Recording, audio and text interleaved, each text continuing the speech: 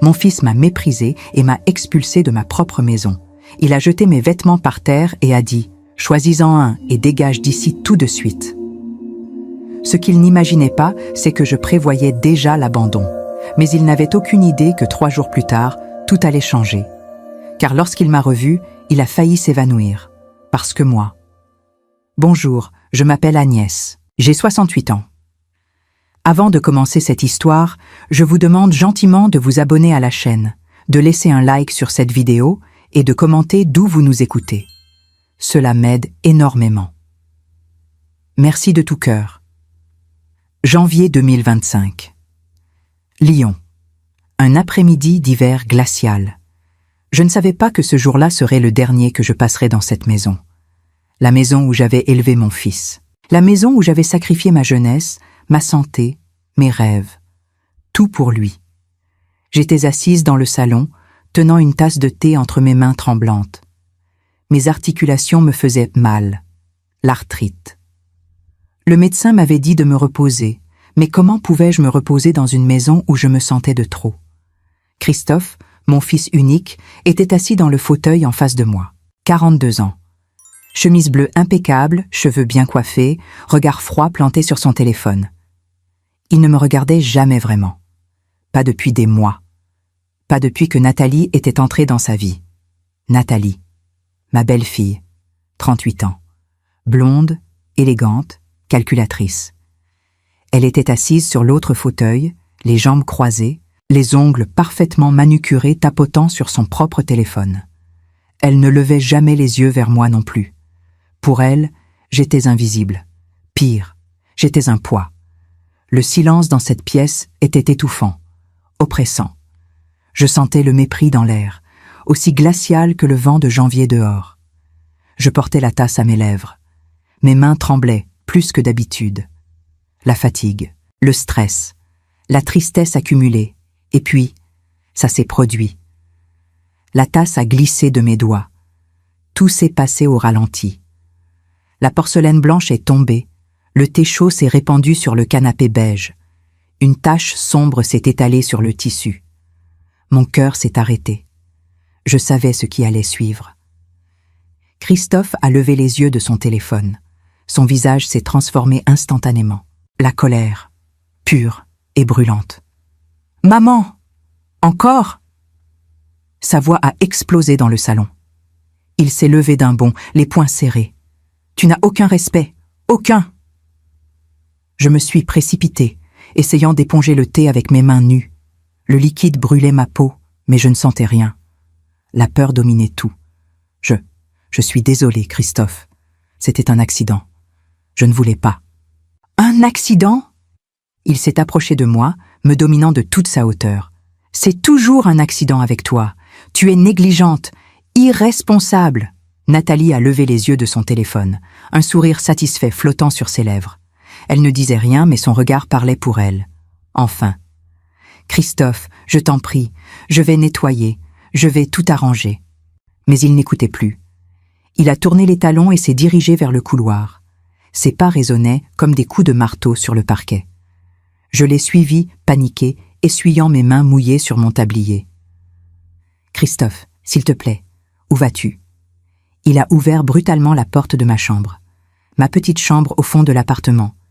La chambre où j'avais dormi seule pendant 15 ans, depuis la mort de son père.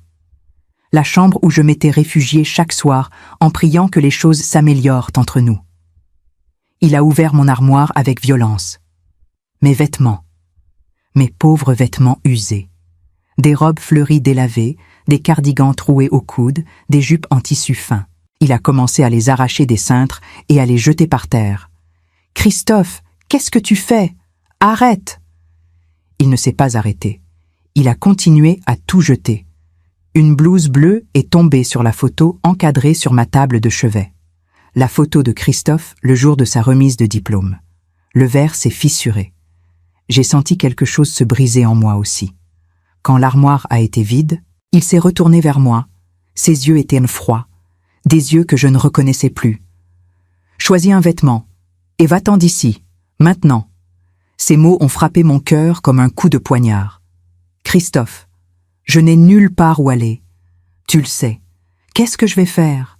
Où vais-je dormir? Il a sorti son portefeuille de sa poche. Il a compté 10 €, 2 billets de 5. Il les a jetés par terre, à mes pieds, comme si j'étais une mendiante. Débrouille-toi. Il est sorti de la chambre. Nathalie se tenait dans l'embrasure de la porte, les bras croisés, ce sourire satisfait toujours présent. Elle me regardait comme on regarde un insecte écrasé. Enfin, a-t-elle murmuré, assez fort pour que je l'entende. Je suis tombée à genoux sur le sol. Mes mains tremblaient en ramassant les 2 billets. Je regardais mes vêtements éparpillés autour de moi. J'ai choisi une robe marron simple et un manteau fin. C'est tout ce que j'avais maintenant. 68 ans. Expulsée par mon propre fils.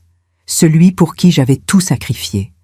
J'avais travaillé 3 emplois à la fois pour payer ses études. Nettoyer des maisons à l'aube. Laver du linge à la main l'après-midi. Repasser des vêtements la nuit. Je m'étais affamée pour qu'il puisse manger. J'avais renoncé à ma vie pour qu'il ait la sienne. Et maintenant, pour une tasse de thé renversée. Il me jetait à la rue comme un déchet. Je me souvenais de lui petit.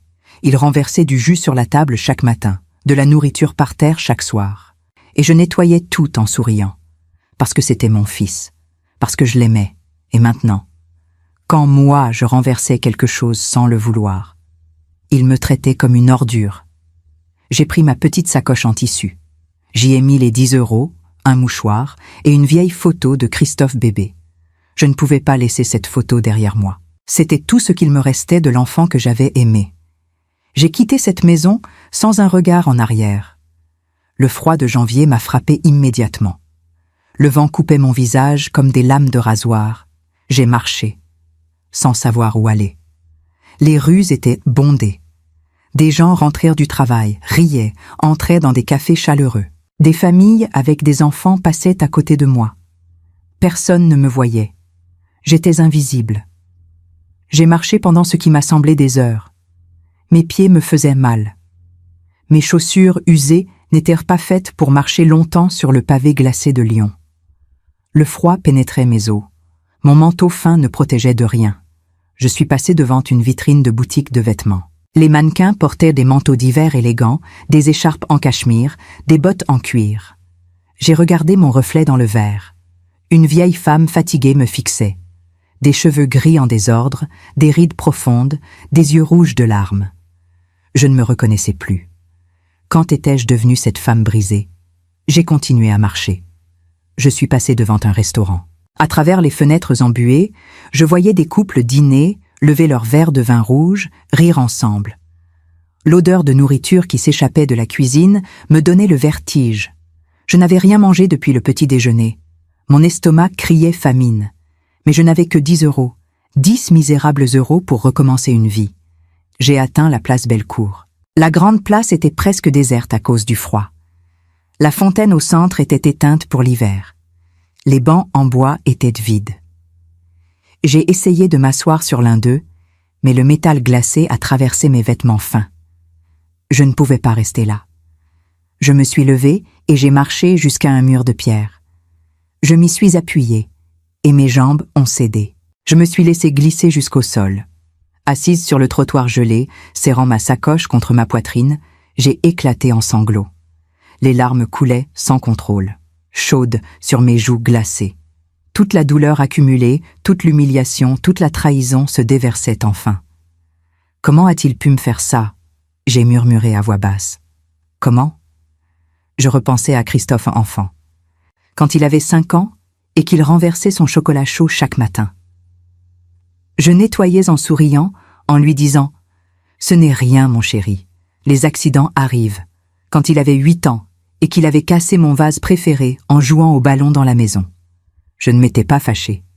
J'avais dit « Ce n'est qu'un objet, mon amour. Tu es plus important. » Quand il avait 15 ans et qu'il avait échoué à son examen, je l'avais serré dans mes bras en lui disant « Ce n'est pas grave. Tu réussiras la prochaine fois. Je crois en toi. » J'avais toujours été là. Toujours. Quand son père est mort d'un cancer brutal, laissant un vide immense dans nos vies, j'avais tenu bon. Pour lui. J'avais travaillé comme une forcenée pour qu'il ne manque de rien, pour qu'il puisse continuer ses études, pour qu'il ait une vie meilleure que la mienne. Et maintenant, pour une tasse de thé renversée. Il me traitait comme une étrangère, comme une menace, comme quelqu'un dont il fallait se débarrasser. Les passants marchaient autour de moi. Certains me jetaient un regard rapide et détournant les yeux.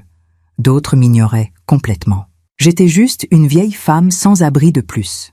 Une statistique. Un problème social. Le ciel s'assombrissait. La nuit allait tomber bientôt. Et je n'avais nulle part où aller. J'ai pensé à dormir dans un abrigo pour sans-abri. Mais l'idée me terrifiait. J'avais entendu des histoires, des vols, des violences.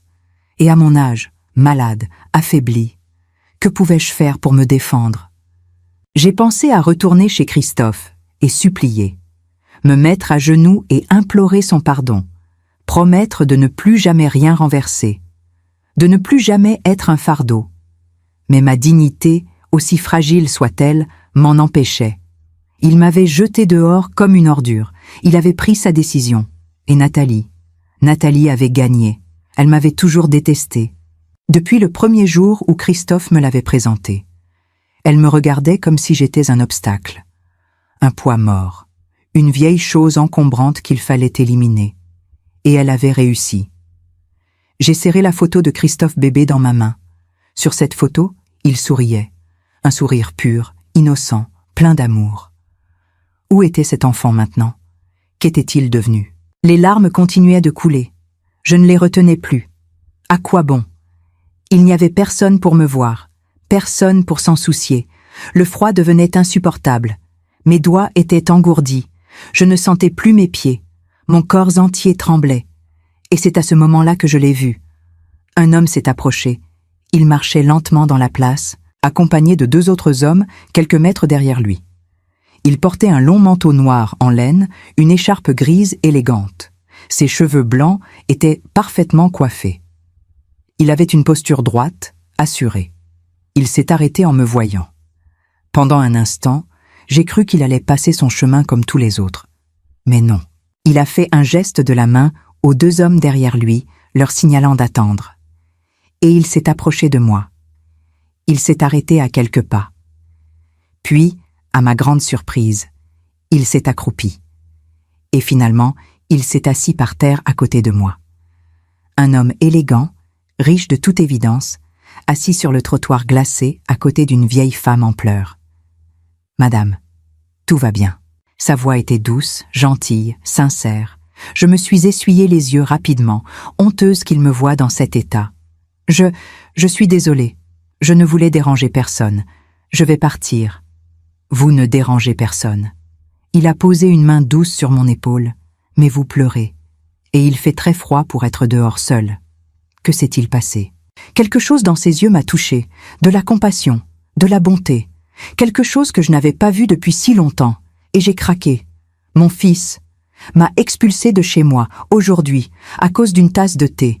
Je l'ai renversé sur le canapé sans le vouloir. Et il a jeté mes vêtements par terre et m'a dit de partir, comme si je n'étais rien, comme si toutes ces années ne comptaient pas. L'homme a fermé les yeux un instant, comme s'il ressentait ma douleur profondément. « Et vous n'avez nulle part où aller ?» J'ai secoué la tête, les larmes coulant à nouveau. « Non. J'ai toujours vécu pour lui. Depuis la mort de son père il y a 15 ans, c'était juste nous 2. J'ai tout sacrifié. 3 emplois à la fois pour payer ses études. Je nettoyais des maisons le matin, je travaillais dans une laverie l'après-midi, je repassais des vêtements la nuit. J'ai eu faim pour qu'il puisse manger. J'ai renoncé à ma vie pour qu'il ait la sienne. Et maintenant, il me jette dehors comme une poubelle. L'homme a posé sa main sur la mienne. Elle était chaude, réconfortante. Je comprends votre douleur plus que vous ne l'imaginez.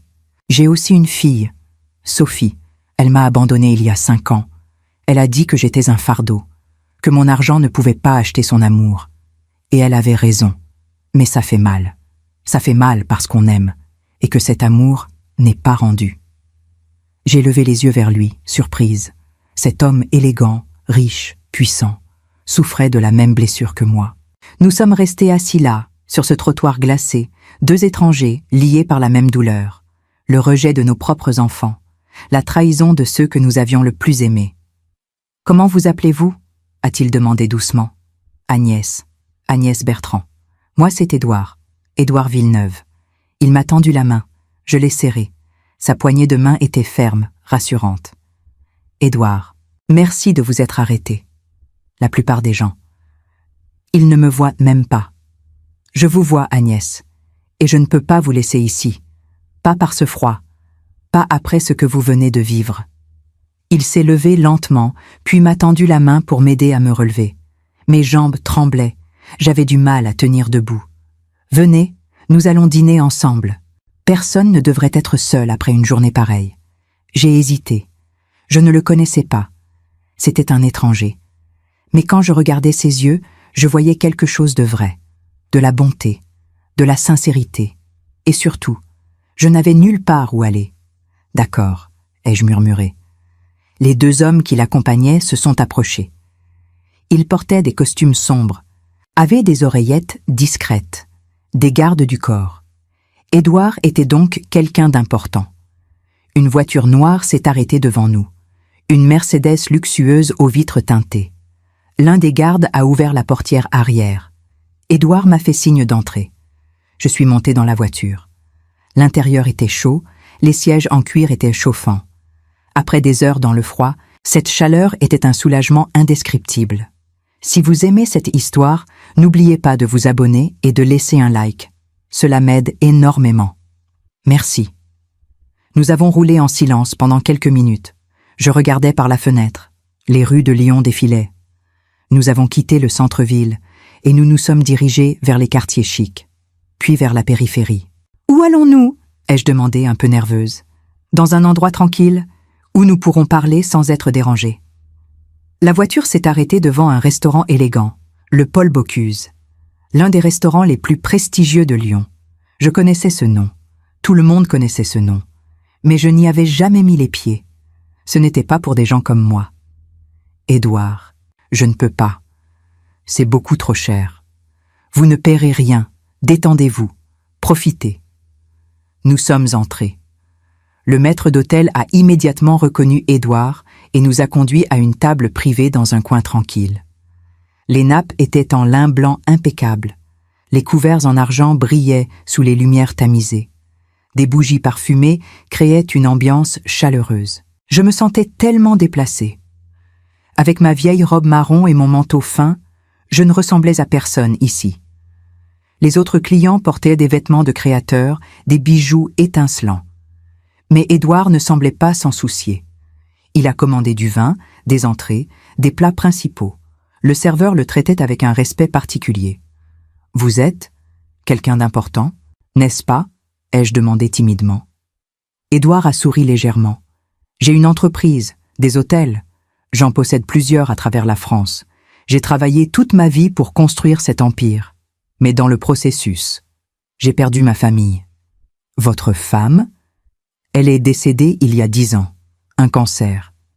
Comme votre mari, je suppose que nous partageons aussi cette douleur. » J'ai hoché la tête, sentant les larmes monter à nouveau. « Et votre fille, Sophie, que s'est-il passé ?» Édouard a regardé son verre de vin, perdu dans ses pensées. J'ai passé tellement de temps à travailler, à construire mon entreprise, à gagner de l'argent. Je pensais que c'était pour elle, pour lui offrir une vie meilleure. Mais en réalité, je n'étais jamais là. J'ai raté ses récitals de danse, ses remises de diplôme, ses premiers chagrins d'amour. Et quand sa mère est morte, elle m'a blâmée. Elle a dit que maman était seule à la fin parce que j'étais toujours en voyage d'affaires. Et elle avait raison. Sa voix s'est brisée légèrement. Il y a 5 ans, elle m'a dit qu'elle ne voulait plus me voir, que mon argent ne pouvait pas acheter son pardon, que j'étais un étranger pour elle. Depuis, elle a coupé tout contact. J'envoie des lettres, des cadeaux pour son anniversaire, mais elle les renvoie, sans les ouvrir. J'ai posé ma main sur la sienne. Je suis désolée, Édouard, vraiment désolée. Nous portons tous nos regrets, Agnès, mais vous n'avez rien à regretter. Vous avez tout donné à votre fils, et il vous a trahi. C'est différent. Le dîner est arrivé. Des plats raffinés que je n'avais jamais vus, du saumon fumé, du foie gras, du magret de canard. Chaque bouchée fondait dans ma bouche. Je mangeais lentement, savourant chaque instant. Nous avons parlé pendant des heures, de nos vies, de nos rêves perdus, de nos douleurs partagées. Pour la première fois depuis des mois, je me sentais entendue, comprise, respectée. À la fin du repas, Édouard est redevenu sérieux. « Agnès, où comptez-vous dormir ce soir ?» La réalité m'a frappée à nouveau. J'avais oublié pendant quelques heures. Mais maintenant, le poids est revenu. Je ne sais pas. Peut-être un refuge. Non, sa voix était ferme. Cela n'arrivera pas. Venez chez moi. Restez aussi longtemps que vous en aurez besoin. J'ai des chambres vides. Et, honnêtement, cette maison est bien trop grande pour une seule personne. Ce serait agréable d'avoir de la compagnie. Édouard, je ne peux pas accepter ça. Je ne vous connais pas. Et vous ne me connaissez pas. Je connais votre douleur, et c'est suffisant pour moi, s'il vous plaît. Acceptez. J'ai regardé ses yeux. Il était sincère. Il ne me proposait pas cela par pitié, mais par compassion, par humanité, et j'ai accepté. Nous sommes sortis du restaurant. La Mercedes nous attendait. Nous avons roulé pendant 20 minutes, quittant Lyon, nous dirigeant vers les collines environnantes. Et puis, je l'ai vue, la maison d'Édouard. Non, pas une maison, un château, une immense propriété illuminée par des projecteurs, des jardins impeccables, une fontaine en marbre au centre de l'allée, des colonnes néoclassiques, des fenêtres immenses d'où s'échappait une lumière dorée. Mon Dieu, ai-je murmuré, bouche bée. Édouard a souri. Bienvenue chez moi, Agnès. La voiture s'est arrêtée devant l'entrée principale. Un garde a ouvert ma portière. Je suis descendu, mes jambes tremblant à nouveau.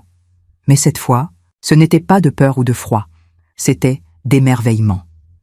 Édouard m'a guidé à l'intérieur. Les portes massives en bois sculpté se sont ouvertes, révélant un hall d'entrée à couper le souffle. Le sol était en marbre blanc, veiné d'or. Un double escalier majestueux menait au premier étage. Des lustres en cristal pendèrent du plafond haut de plusieurs mètres. Des tableaux anciens ornaient les murs. Je me suis arrêtée, figée. Je n'avais jamais vu un endroit pareil. Même à la télévision, cela semblait irréel. Et maintenant, j'étais là. Moi, Agnès Bertrand, femme de ménage à la retraite, expulsée par son propre fils quelques heures plus tôt. « Venez », a dit Édouard doucement. « Je vais vous montrer votre chambre. » Il m'a conduite au premier étage. Le couloir était long, éclairé par des appliques murales élégantes. Des tapis persans couvraient le sol. Nous avons passé plusieurs portes fermées avant qu'il ne s'arrête devant l'une d'elles. Il a ouvert la porte. « Voici votre chambre. Elle est à vous, aussi longtemps que vous le souhaitez. » Je suis entrée lentement. La pièce était immense. Un lit king size avec une couette en soie ivoire. Des meubles anciens en bois précieux. Une cheminée en marbre. Des portes-fenêtres donnant sur un balcon avec vue sur les jardins illuminés. Et une porte menant à une salle de bain privée avec une baignoire victorienne en cuivre. C'est trop. Ai-je murmuré, les larmes aux yeux. Je ne peux pas. Si, vous pouvez, et vous allez le faire. Édouard a posé sa main sur mon épaule. Reposez-vous, Agnès. Vous avez vécu une journée terrible. Demain est un nouveau jour. Si vous avez besoin de quoi que ce soit, il y a un interphone près du lit. Appelez-moi. Je suis juste au bout du couloir. Merci, ai-je chuchoté. Merci, infiniment. Il a souri gentiment et a fermé la porte derrière lui, me laissant seule. Je me suis assise sur le lit.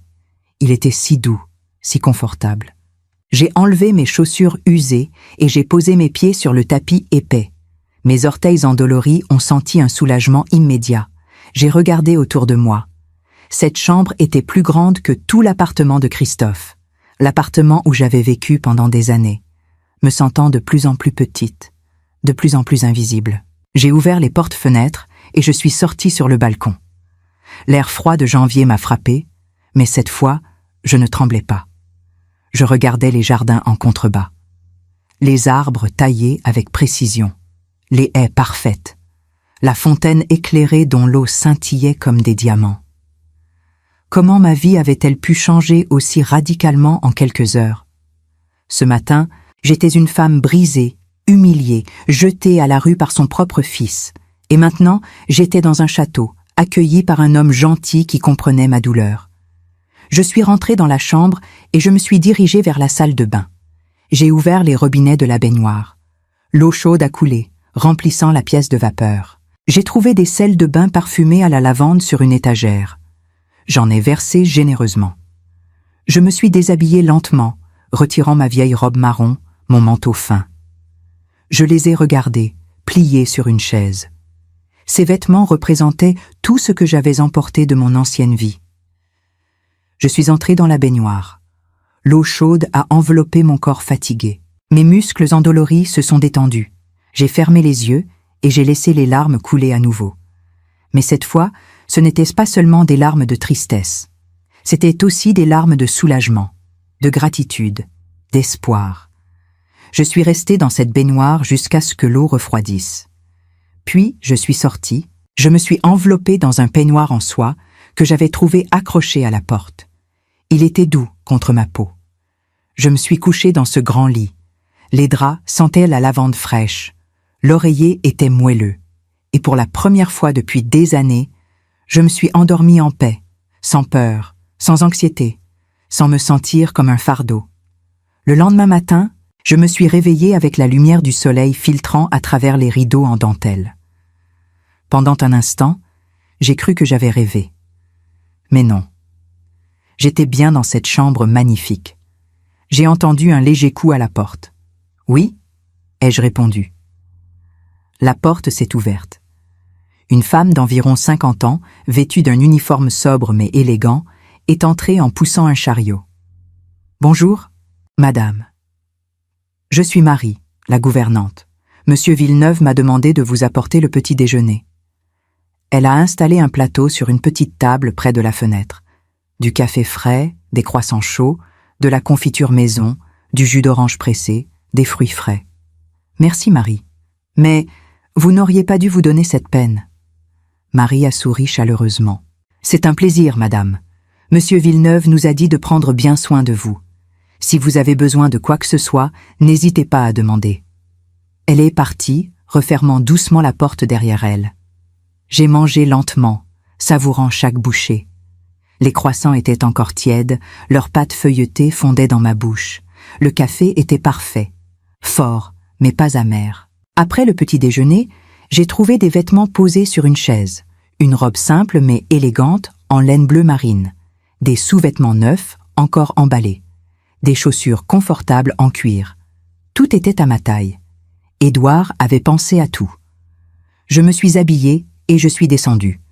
J'ai suivi le couloir, essayant de me souvenir du chemin vers le hall d'entrée. La maison était un labyrinthe de pièces et de couloirs. J'ai entendu des voix venant d'une pièce sur ma gauche. La porte était entr'ouverte. J'ai jeté un coup d'œil. C'était une bibliothèque immense, avec des étagères montant jusqu'au plafond. Édouard était assis dans un fauteuil en cuir, lisant un journal, une tasse de café à la main. Il a levé les yeux et m'a vue. « Agnès, bonjour, bien dormi ?»« Oui, merveilleusement bien. Merci pour tout. Les vêtements, le petit déjeuner. Vous n'auriez pas dû. J'ai voulu le faire. Venez, asseyez-vous. » Je me suis assise dans le fauteuil en face de lui. La pièce sentait le vieux cuir et le bois ciré. Des milliers de livres entourèrent la pièce. « Vous aimez lire ?» ai-je demandé. « Oui, quand j'ai le temps. Les livres sont des compagnons fidèles. Ils ne vous jugent pas, ils ne vous abandonnent pas. » Un silence confortable s'est installé entre nous. « Agnès, je voulais vous demander quelque chose, si cela ne vous dérange pas. »« Bien sûr. Restez ici, pas seulement aujourd'hui ou demain. Restez aussi longtemps que vous en avez besoin. Cette maison est trop grande, trop vide. Et honnêtement, votre compagnie m'a fait du bien hier soir. Je ne me suis pas sentie aussi bien depuis longtemps. » J'ai senti les larmes monter à nouveau. Cet homme, cet étranger, m'offrait plus de gentillesse que mon propre fils ne l'avait fait en années. « Vous êtes certain ? » ?»« Absolument. »« Alors, j'accepte. Merci, Édouard. » Les jours suivants ont passé comme dans un rêve. Je me réveillais chaque matin dans cette chambre luxueuse, encore incrédule. Marie m'apportait le petit déjeuner. Édouard et moi prenions le café ensemble dans la bibliothèque ou sur la terrasse donnant sur les jardins. Nous parlions de tout, de nos vies passées, de nos regrets, de nos espoirs. Édouard me racontait ses voyages à travers le monde pour son entreprise. Les hôtels qu'il possédait à Paris, Nice, Marseille, Bordeaux, les défis qu'il avait affrontés pour bâtir son empire.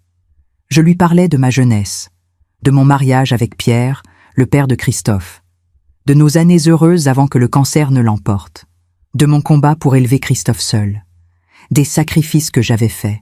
Édouard m'écoutait avec une attention que personne ne m'avait accordée depuis des années. Il ne m'interrompait pas, il ne jugeait pas, il comprenait. Le 3e jour, après le petit déjeuner, Édouard m'a regardé avec un sourire. « Agnès, j'ai une idée.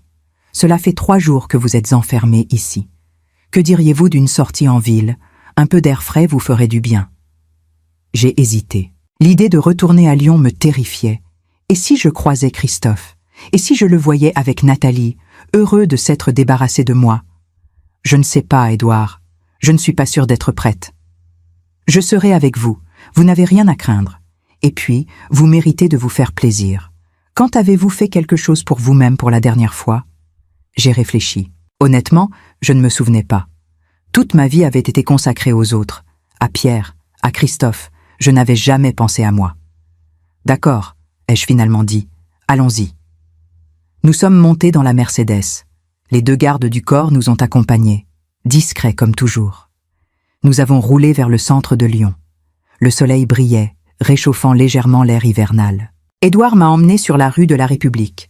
Les boutiques élégantes, les cafés chics, les vitrines scintillantes. Nous nous sommes arrêtés devant une gelateria artisanale. « Vous aimez les glaces ?»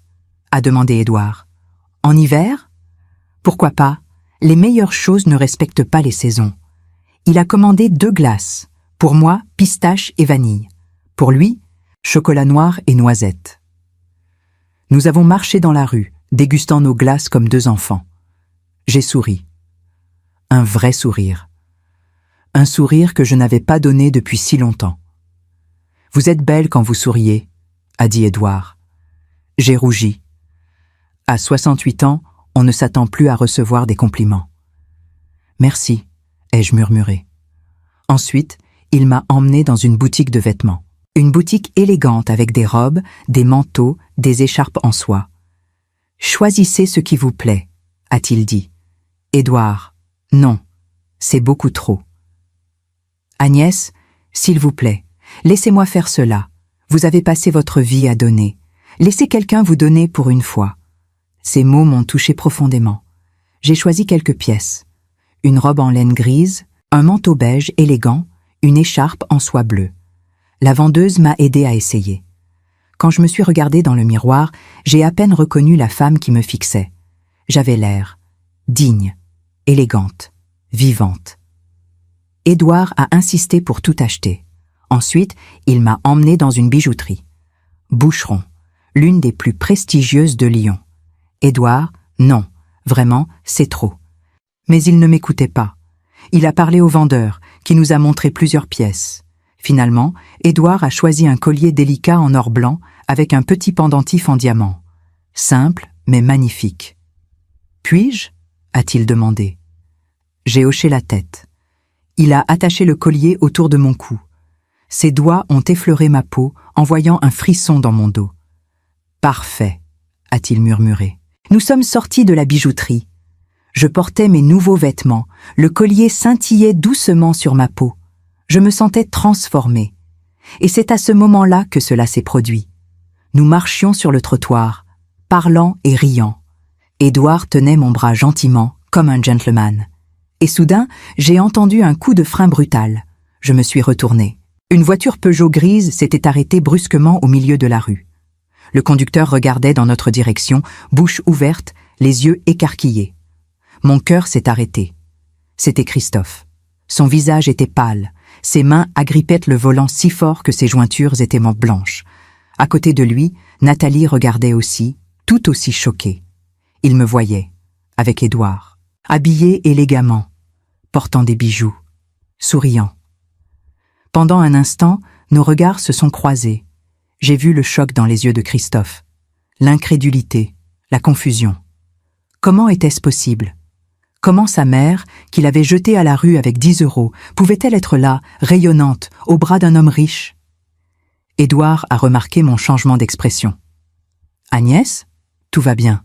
C'est mon fils, dans cette voiture. » Édouard a regardé dans la direction que j'indiquais. Il a vu Christophe, figé dans sa voiture. Puis, il m'a regardé. « Voulez-vous lui parler ?» J'ai réfléchi. Une partie de moi voulait courir vers lui dire que j'allais bien, que j'avais survécu. Mais une autre partie, plus forte, plus fière, refusait. « Non, ai-je dit fermement. Je n'ai rien à lui dire. » Édouard a hoché la tête. « Alors allons-y. » Il m'a guidé vers la Mercedes qui nous attendait quelques mètres plus loin. Un garde a ouvert la portière. Je suis monté, la tête haute. Édouard est monté après moi. Avant que la portière ne se ferme, j'ai jeté un dernier regard vers Christophe. Il était toujours figé, en état de choc complet. La voiture a démarré. J'ai regardé par la fenêtre arrière. Christophe essayait de redémarrer sa voiture, mais elle avait calé. Il paniquait. Derrière lui, d'autres voitures klaxonnaient. Puis nous avons tourné au coin de la rue et il a disparu de ma vue. « Comment vous sentez-vous » a demandé Édouard doucement. J'ai réfléchi. Comment me sentais-je? Triste? En colère? Blessé? Non. Je me sentais libérée. Je me sens bien, ai-je répondu. Vraiment bien. Édouard a souri et a pris ma main dans la sienne. Le trajet de retour vers la propriété d'Édouard s'est fait dans un silence confortable. Je regardais par la fenêtre, mes pensées tourbillonnant. L'image du visage choqué de Christophe restait gravée dans mon esprit. Pour la première fois depuis qu'il m'avait jetée dehors, je me sentais puissante. Je n'étais plus la vieille femme pathétique qui l'avait humiliée. J'étais quelqu'un d'autre maintenant. Quand nous sommes arrivés à la maison, Édouard m'a invité à prendre le thé sur la terrasse. Marie nous a apporté un service en porcelaine fine avec des petits gâteaux faits maison. « Agnès, je veux vous dire quelque chose », a commencé Édouard, versant le thé dans ma tasse. « Ces derniers jours avec vous ont été les plus heureux que j'ai vécus depuis des années. Votre présence illumine cette maison. » J'ai senti mes joues rougir. « Vous êtes trop gentil, Édouard. C'est moi qui devrais vous remercier. Vous m'avez sauvé. Vous m'avez redonné une raison de vivre. Nous nous sommes sauvés mutuellement, je crois. » Il a posé sa tasse et m'a regardé intensément. « Agnès, je sais que c'est peut-être trop tôt, mais j'aimerais que vous restiez. Pas comme une invitée, mais comme quelqu'un qui appartient ici, avec moi. » Mon cœur a battu plus fort. Que disait-il exactement? Édouard. « Je sais ce que vous pensez. Nous nous connaissons depuis seulement quelques jours. Mais à notre âge, le temps n'a plus la même signification, n'est-ce pas? J'ai 70 ans. Vous en avez 68. Nous savons tous les deux ce que c'est que de perdre, de souffrir, d'être seul. Et je ne veux plus être seul. Plus avec vous ici. » Les larmes me sont montées aux yeux. Personne ne m'avait parlé ainsi depuis la mort de Pierre. Je ressens la même chose, ai-je admis doucement, mais j'ai peur, Édouard. J'ai peur que ce soit trop beau, que je me réveille et que tout ceci ne soit qu'un rêve. Il a tendu la main et a essuyé une larme sur ma joue. Ce n'est pas un rêve, Agnès, c'est réel. Nous sommes réels. Pendant ce temps, à l'appartement de Christophe était assis sur le canapé, la tête entre les mains. Il n'avait pas bougé depuis qu'ils étaient rentrés. Nathalie marchait de long en large dans le salon, nerveuse, son téléphone à la main. « C'était vraiment elle ?» a-t-elle demandé pour la 10e fois. « Tu es sûre ?»« Oui, c'était elle », a explosé Christophe. « Tu crois que je ne reconnais pas ma propre mère? Mais comment est-ce possible? Elle n'avait rien. Nous l'avons mise dehors avec 10 €, 10 €. Et maintenant, elle se promène avec un millionnaire, habillée comme une reine ?»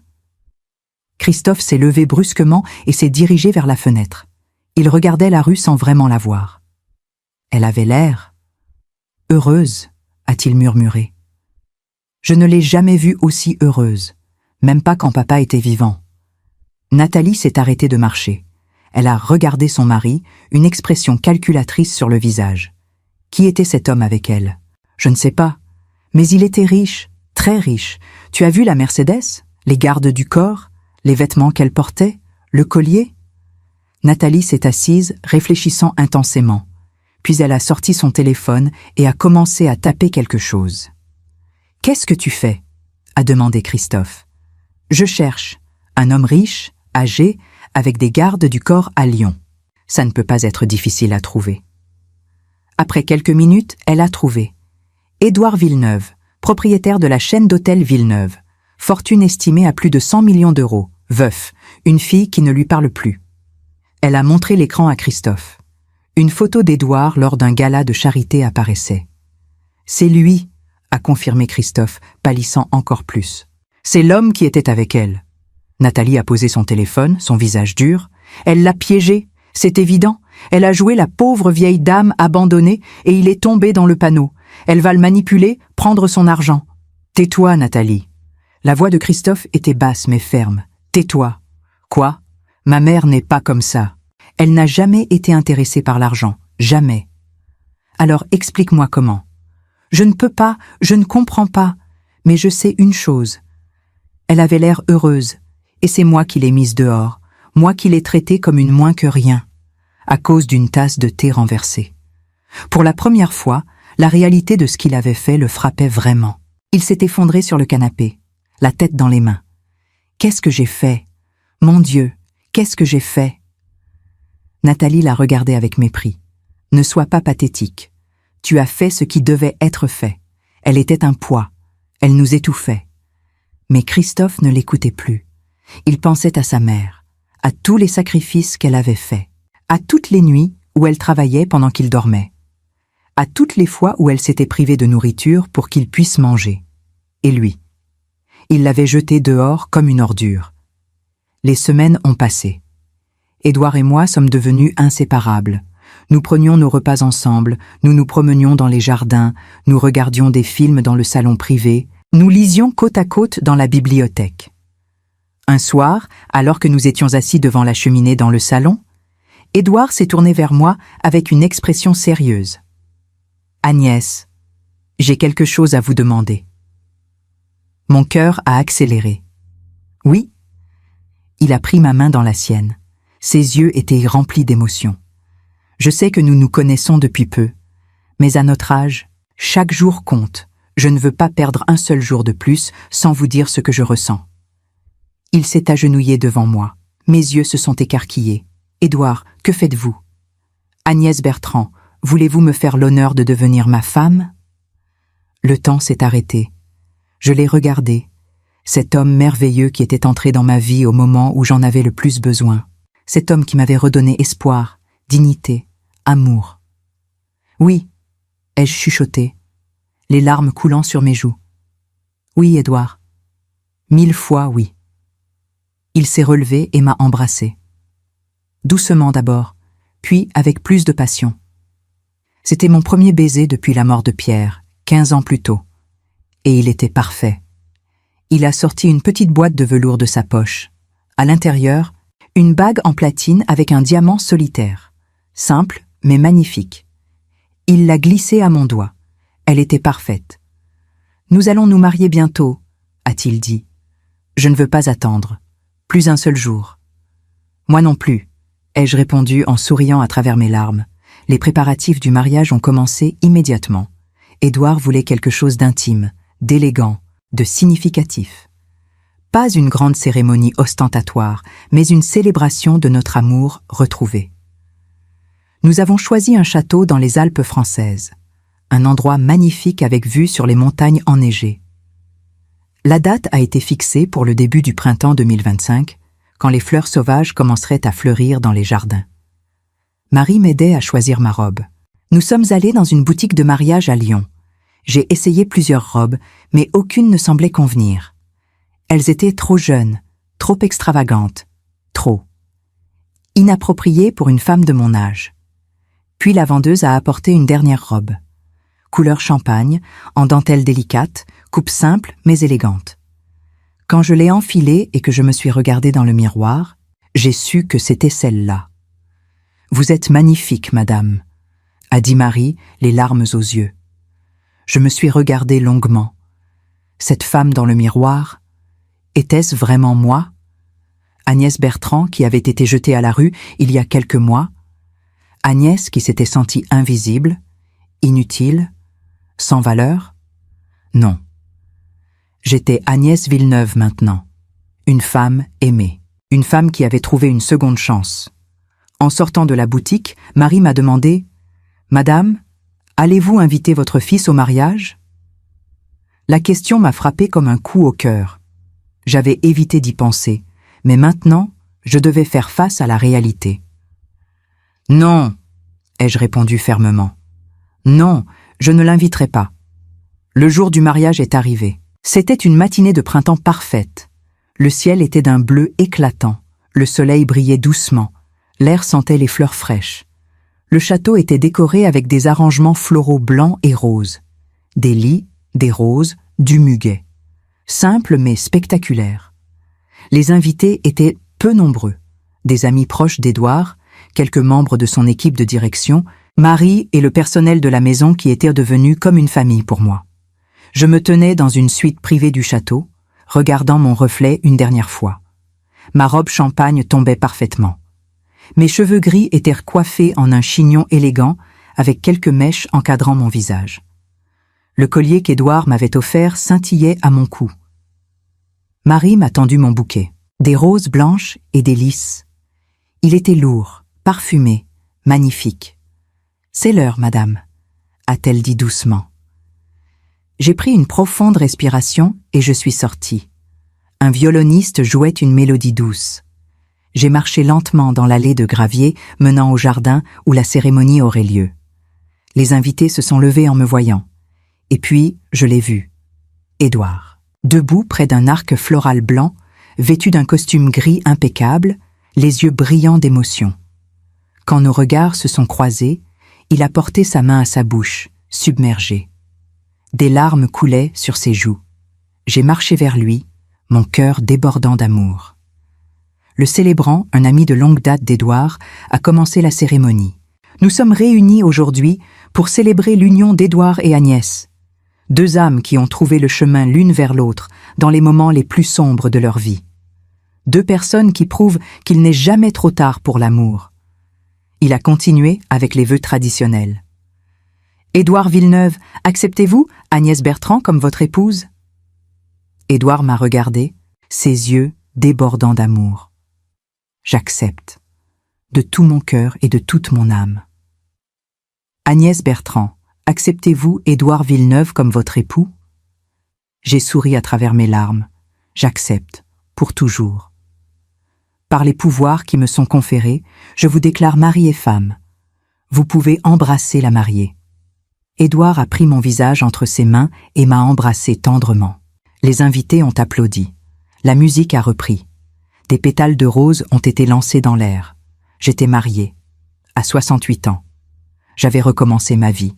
Ce soir-là, pendant la réception, alors que nous dansions notre première danse, Édouard m'a murmuré à l'oreille « Es-tu heureuse, mon amour ?»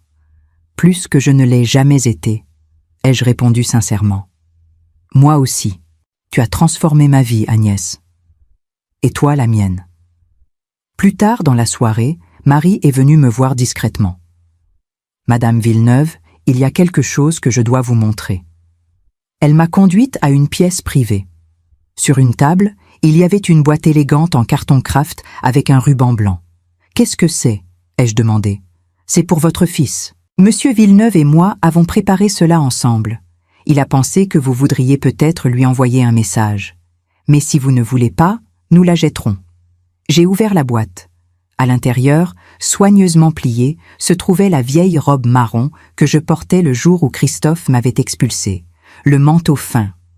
Et par-dessus, quelques pétales fraîches de mon bouquet de mariée. Au fond de la boîte, les 2 billets de 5 €. Les 10 € que Christophe m'avait jetés comme une aumône.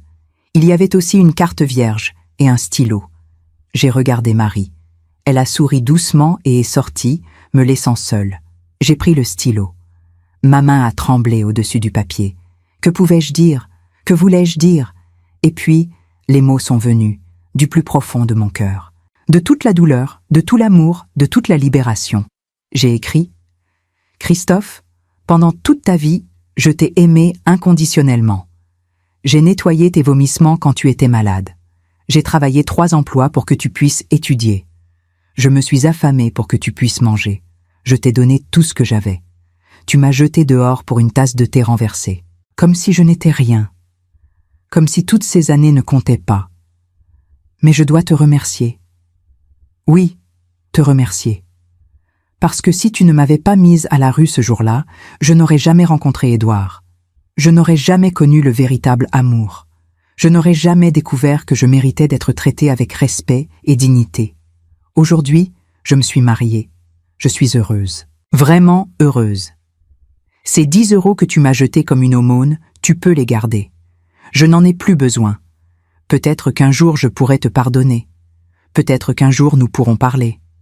Mais aujourd'hui, je ne sais pas encore. La blessure est encore ouverte. Prends soin de toi, mon fils. Agnès Bertrand Villeneuve. J'ai scellé la lettre dans une enveloppe et je l'ai placée dans la boîte avec les vêtements, les pétales et les 10 €. J'ai refermé la boîte et j'ai écrit l'adresse de Christophe dessus. Puis, j'ai appelé Marie. Envoyez-la demain matin, par coursier. Je veux qu'il la reçoive rapidement. Marie a hoché la tête et a pris la boîte. Ce sera fait, madame. Je suis retournée à la réception. Édouard m'attendait sur la terrasse, 2 coupes de champagne à la main. La vue sur les Alpes était à couper le souffle. Le soleil commençait à se coucher, peignant le ciel de rose, d'orange et d'or. « Tout va bien ?» a-t-il demandé en me tendant une coupe. « Oui, j'ai fait ce que je devais faire. Maintenant, je peux vraiment avancer. » Nous avons trinqué. Le champagne était frais, pétillant. « Parfait. À nous ?» a dit Édouard. « À nous ?» ai-je répété. « À notre nouvelle vie. » Nous sommes restés là, regardant le soleil se coucher, serrés l'un contre l'autre. Pour la première fois depuis des décennies, je me sentais complète, entière, aimée. Le lendemain matin, à Lyon, dans l'appartement de Christophe. Christophe préparait du café dans la cuisine quand la sonnette a retenti. Nathalie était encore au lit. Il a ouvert la porte. Un coursier en uniforme élégant se tenait là, tenant une boîte emballée avec soin. Livraison pour Monsieur Christophe Bertrand. C'est moi. Le coursier lui a tendu la boîte et un reçu à signer. Christophe a signé, confus. Il n'attendait aucun colis. Il a fermé la porte et a porté la boîte sur la table du salon. Elle était légère. Il a défait le ruban blanc et a ouvert le couvercle. Son cœur s'est arrêté. La vieille robe marron, le manteau fin, les vêtements que sa mère portait le jour où il l'avait jeté dehors. Ses mains ont tremblé en soulevant les vêtements. Dessous, des pétales de roses fraîches, blanches, parfumées, pétales de mariage. Et au fond, les 2 billets de 5 €, c'est 10 €.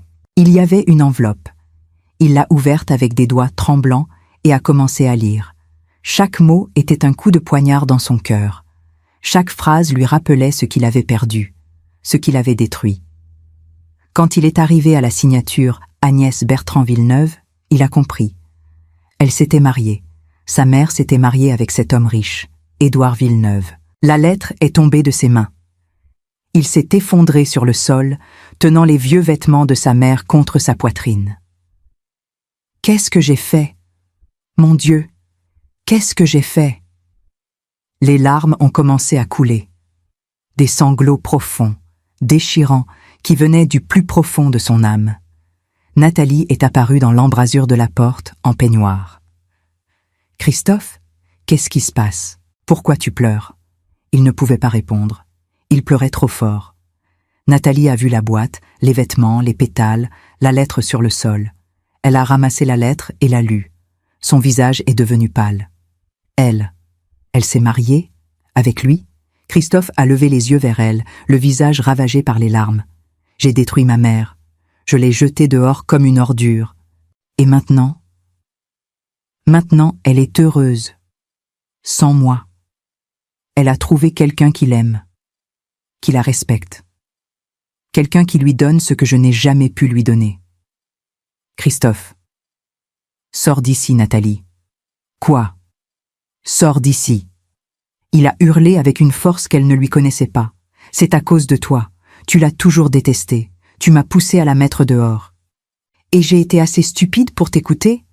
Nathalie a reculé, choquée. « Tu ne peux pas me blâmer pour... »« Si, je peux, parce que tu n'as jamais aimé ma mère, tu voulais qu'elle parte, et maintenant elle est partie, pour toujours, et je ne sais même pas si elle me pardonnera un jour. » Nathalie l'a regardée avec colère, puis elle a tourné les talons et est partie dans la chambre, claquant la porte derrière elle. Christophe est resté seul dans le salon, tenant les vêtements de sa mère, pleurant comme il n'avait jamais pleuré de sa vie. Il se souvenait maintenant de toutes les fois où sa mère avait travaillé tard pour qu'il puisse avoir de nouveaux cahiers pour l'école, de toutes les fois où elle s'était privée de nourriture en disant qu'elle n'avait pas faim, alors qu'en réalité, elle voulait qu'il mange à sa faim, de toutes les nuits où elle avait veillé à son chevet quand il était malade. Et lui, pour une stupide tasse de thé, il l'avait détruite. Il a regardé les 10 €. Cette somme ridicule qu'il lui avait jetée comme une insulte. Et maintenant, elle les lui renvoyait, parce qu'elle n'en avait plus besoin, parce qu'elle avait trouvé quelqu'un qui la valorisait. Il a pris son téléphone, il devait la contacter, s'excuser, implorer son pardon. Mais il n'avait aucune idée de comment la joindre. Il ne savait même pas où elle vivait maintenant. Il ne connaissait que le nom, Édouard Villeneuve. Il a cherché sur Internet. Il a trouvé le siège social de la société hôtelière Villeneuve. Il a noté l'adresse. Demain, il irait là-bas. Il la chercherait. Il la supplierait de lui pardonner. Mais au fond de son cœur, il savait qu'il était peut-être trop tard. Sur la terrasse du château, plusieurs jours après le mariage, Édouard et moi regardions le coucher de soleil. Nous étions revenus à la propriété près de Lyon, mais nous avions décidé de passer quelques jours de plus dans les Alpes pour profiter de notre lune de miel. « Agnès, j'ai une question, » a dit Édouard doucement. « Oui ? Si ton fils te contacte, s'il vient te chercher, s'il te supplie de lui pardonner, que feras-tu » J'ai réfléchi longuement. C'était une question que je m'étais posée moi-même. « Je ne sais pas », ai-je répondu honnêtement. Une partie de moi voudrait lui pardonner immédiatement, parce qu'il était mon fils, parce que je l'ai aimé toute ma vie, mais une autre partie, une partie plus forte, c'est que ce qu'il m'a fait était impardonnable. Il m'a jeté dehors dans le froid. Il m'a traité comme si je n'étais rien, comme si toutes ces années de sacrifice ne comptaient pas. Et si tu ne le revois jamais, alors je vivrai avec ça. J'ai appris quelque chose de tout ceci, Édouard. J'ai appris que je ne peux pas vivre ma vie en fonction de quelqu'un d'autre, même mon propre fils. J'ai passé 68 ans à donner, à sacrifier, à m'oublier. Maintenant, pour la première fois, je vis pour moi. Et c'est libérateur. Édouard m'a pris la main et l'a embrassée. Tu es une femme extraordinaire. Agnès Villeneuve. Et tu es un homme extraordinaire, Édouard. Nous sommes restés là, en silence, regardant les montagnes s'assombrir alors que le soleil disparaissait derrière les pics. Le ciel s'est transformé en un spectacle de couleurs. Violet profond, rose doux, orange brûlant. Sais-tu ce que je pense ? Ai-je dit finalement. Quoi ? Je pense que parfois, la vie nous pousse dans la bonne direction, même si cela fait mal sur le moment. Si Christophe ne m'avait pas jeté dehors, je serais toujours dans cet appartement, me sentant invisible, inutile, non désirée. Je n'aurais jamais connu cette vie. Je ne t'aurais jamais rencontré. Je n'aurais jamais découvert que je méritais d'être aimée. Édouard m'a attiré contre lui. Alors, peut-être devrions-nous remercier les moments difficiles, parce qu'ils nous ont menés ici, ensemble. Oui, ai-je murmuré contre sa poitrine, peut-être que nous le devrions. La nuit est tombée complètement. Les étoiles ont commencé à apparaître, des milliers de points lumineux dans le ciel noir. J'ai levé les yeux, émerveillé. Regarde, Édouard. Les étoiles, elles sont si belles. Elles le sont, mais pas autant que toi. J'ai ri. Tu es un flatteur. Non, je dis simplement la vérité. Nous sommes restés là pendant des heures, enlacés, regardant le ciel étoilé, parlant de nos rêves, de nos espoirs, de notre avenir ensemble. Et pour la première fois depuis que je pouvais me souvenir, j'étais vraiment, profondément, complètement heureuse. Parfois, le plus grand cadeau que quelqu'un peut nous faire, c'est de nous laisser partir, pour que nous puissions enfin voler.